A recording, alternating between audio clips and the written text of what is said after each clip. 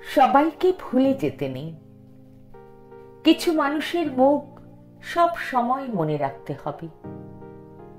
সকালে যে মানুষ তোমার সামনে হেসে কথা বলল, সন্ধেয় সে আবার তোমার পেছনে গিয়ে দুর্নাম রটালো, তাকে ভুলে গেলে হবে?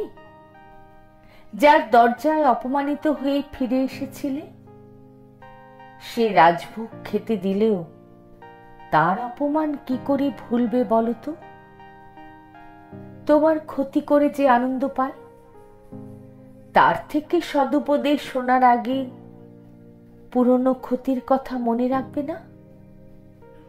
আমার মনে হয় কিছু মুখ মনে রাখতে হয়। নিজের জন্য, নিজের ভালো থাকার জন্য, নিজের আত্মসম্মানের জন্য সব ক্ষতি, সব অপমান যেমন হজম করতে নেই, তেমনি সবাইকে ক্ষমাও করতে নেই। ব্যক্তিত্ব বিসর্জন দিয়ে নিজেকে যার তার কাছে ছোট করো না কখনো।